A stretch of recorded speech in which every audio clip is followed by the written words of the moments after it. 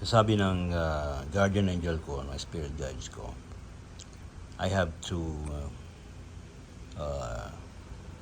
share with you uh, 3 cards a day. Alright. Para mabigyan naman tayo ng guidance, and especially this is also a way to be conscious na mayroon tayong guardian angel sa ating tabi. And of course, if you want to communicate with archangels, okay din po yun. Angelic beings are very accommodating beings. Anytime pwede natin silang tawagan. Hindi lang yung kung kailan tayo nagigipit, but we can do that every day. Alright. So now, I try to itong gagawin natin dito, isa-shuffle ko lang to 3 times, then ikakat ko ng 3 times, then kukuha ko ng 3 cards. This will be a general reading. Bahala na kayo to interpret kung yun ay nagre-reflect sa inyong kasalukuyang situation sa buhay, may mga kinakarap kayong problem, maybe makakatulong sa inyo. I'm trying to tell you, yun naman talagang advocacy ko dito eh. I want to tell you all that we all have guardian angels. We can communicate with the divine beings, and these cards could help us communicate with them. Alright. Okay. Tatanggalin ko lang ha. Sensya na, nag-iisa lang yung kamay kong panggamit eh. Walang stand yung aking telepono. O ito, nagkalat na tuloy mga kahapon pala, wala pala akong nabunod na 3. So, bubunot ako ngayon ng 6. O sige na nga, 6 ngayon, 6. Alright, so ito nabili ko lang, matagal na sa akin to eh, bihira kong gamitin. So ngayon very strong yung message na oy, gamitin mo naman yung angel cards mo, and you can share the cards with other people. Malay mo makatulong yung mga mensahe. Sige, I will try it. Okay, so this is a 78 cards deck. You know. Oh, yan. Kayo, kung gusto niyo matutuhan din.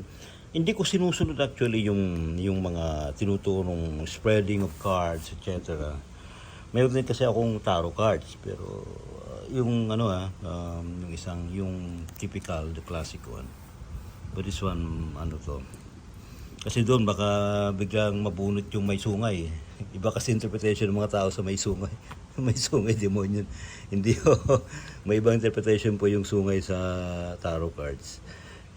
Maybe it reflects our own demon. Yan eh. Okay, so here we are. These are the cards. So, dali ha. Okay. Ganito gagawin natin. Ano lang to, mano-manong mano-mano. Binukaka ko ng sarili ko eh. Okay. Huwag nyo nang pansinin yung pako. Okay. Alright. Here we go. Here we go. Okay. So, inipit ko na sa sorry ah. Okay. Okay. So, dapat nakatap na ganyan. Okay? Alright. So, i-shuffle natin ng 3. Hindi ako marunong mag-shuffle ha. Hindi naman tayo nagbabaraha eh. Yan. Alright. Okay. 1 shuffle. Second shuffle.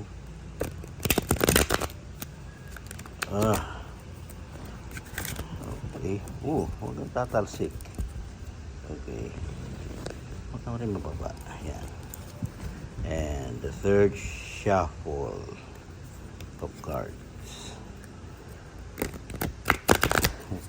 Yung mga tarot card readers yan, sanay sa shuffle yan. Di naman natin profession yan. No? But okay, so ito. So yun na yung deck, nakatatlong shuffle na siya. So ang gagawin natin, 3 hati using left hand.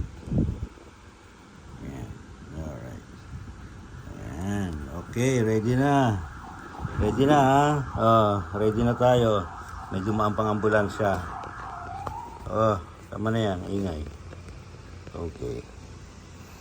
So, kukuha tayo ng 6, di ba? So 6 cards sa deck. Anywhere sa deck.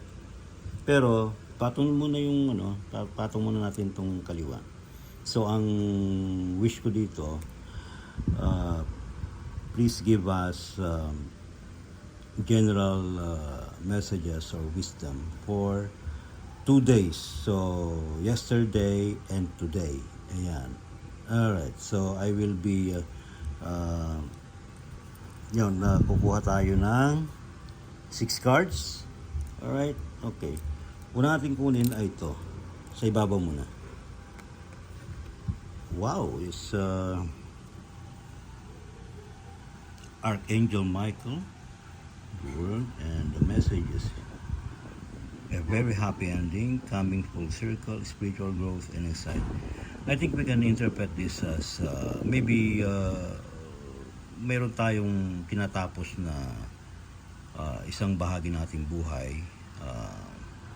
Then it will be another new life for us. Parang ganun. Maybe a major decision na ginawa natin so we can start again.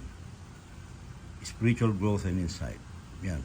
Very meaningful yan sa ating spirituality. So this is the first card for yesterday. Okay. And the second card for yesterday. Kuha ko sa gitna. Yan. Para naman maganda yung hugot natin. Alright. Here we go. 8 of Gabriel. A great deal of activity, sudden and immediate results. Important communication. So, in general to so, meaning maring meron tayong papasukin na isang event or whatever activity that could help your life, di ba? Sudden immediate results. So, kakaroon daw ng magandang resulta. Yan I don't know if it's negative or positive, but I think it's about time that we have to think positive. Important communication. Important communication is either important communication with your loved ones, with your friends, with your guardian angel, with your spirit guides. So this is the second card for yesterday. Another one, hugutin ulit natin sa gitna. Sandali, parang ito yan binabalang niya Okay. Here we go. It's peace. Archangel Azrael. Peace. Release the past. There is a more enriching future coming. Let go and let God. Yun. Very, very meaningful. Alright. And literal ang meaning. Hindi ko na-interpret yan. Now, for today, kuha ulit tayo dito tayo sa bandang ilalim. Dito. Yan. Okay. Here we go. What is this? For Ariel, when you give, you also receive. Yun. Very meaningful. Yeah. Being resistant to change. Okay. Extremes in how you save or spend money. So it's more on money. Mga nag-iisip ng pera, kaperahan. Yan nasa inyo na paano nyo interpret yan. Meron naman kayong mga intuition dapat kasi pinagagana nyo. So it's a 4 of Ariel. Actually 4 is perfect. 4 is a perfect number kasi it represents 4 corners of the earth, diba? North, south, east, west, diba? And it is 4 ways a complete circle. 4. Wag natin intindihin yung negative meaning sa ibang paniniwala. Dito ulit tayo sa pinaka-tuktok. Okay, it's Epiphany, Archangel Raphael. Joy through spiritual growth. Be a light to others. Answers that come through meditation. I think this is something very interesting. I think this is a very important message from our guardian angels. We have to grow spiritually, and we have to connect ourselves to the source, and we have to share what we experience and what we feel to other people, especially love. Yan ang lagi nilang pati mga extraterrestrials na nakaka-ugnayan natin, they always tell us to love, it should be unconditional love, diba? Answers that come through meditation. So, yun din, kinakampaign din, sinasabi din sa atin na we have to meditate and pray, diba? To communicate with the divine. Very important message for today. Yes. For spiritual growth. And we have another one, remaining one. Sandali, may nakausli ito. Nakikita nyo to yan. I think we have to be, we have to be conscious. Especially pang tayo ng cards. Meron yung isinusubo sa atin na di natin alam. Okay, ito. Ano ito? Ito, nag-iisa lang. Ilan ba to? Isa, dalawa. Nag-iisa lang. Okay, this is the last card for today. 10 of Gabriel. Number 10 is perfect. It's infinity. It represents actually 1 and 0, diba? 1 is oneness, 0 is infinite. All right. So infinite oneness. Okay. Gabriel, diba? Okay, ano ba si Gabriel? Diba ano siya? More on hindi ko gaano kabisado yung mga archangels. Tinitina ko na lang sa intuition ko eh. Pero I think it's more on parang nag-inspire siya, and also teaches us lessons, diba? Diba? Alright. So here we are. Ask your angels for helpful people to lighten your load. Yun, wow, very interesting. Ganda ng message, no? Working too many hours. Yun lang. So, parang maging ka lang, medyo easy lang ha. Trying too hard to please others. Trying too hard to please others. Yeah, may mga ganon. So, I think for me, we don't have to please others, no? We just want to do whatever effort we have, di ba? Kung ano yung kaya natin, yun na lang gawin natin. Huwag nating isipin na of course, kung nagtatrabaho naman tayo sa mga companies, sa ating mga workplaces, so we have to do our task to please our bosses, natin mga boss, di ba? But of course, gawin lang natin mga kaya natin. Alright? Okay, so yun. So, I think, sabi niya dito, we have to connect with our angels para tulungan tayo. It's another message to awaken and to be conscious that we have all angels. Salamat po sa mga tumutok sa atin. So, matakin mo, mag-50 minutes, eksaktong 50 minutes ko na to, no? So, yan.